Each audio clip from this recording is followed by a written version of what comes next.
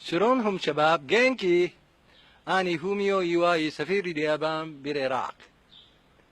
الدنيا كلش حارة هاي اليومين، بس إن شاء الله ما يكون الصوم تعبكم هواية، لأن باكر لعبة كلش مهمة بين الساموراي الأزرق وأسود الرافدين بتصفيات آسيا لمونديال 2018.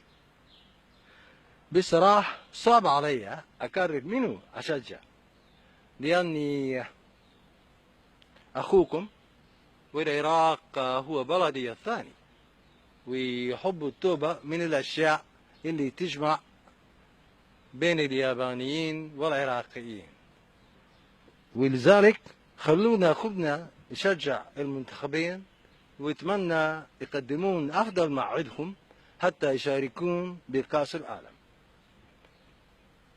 إذا إلى زير الأسود راح أكون أني أول المهنين، وإذا كانت أصوات الساموراي أعلى أتمنى تنتوهم دعمكم بلعباتكم جاية ويا أستراليا والسعودية.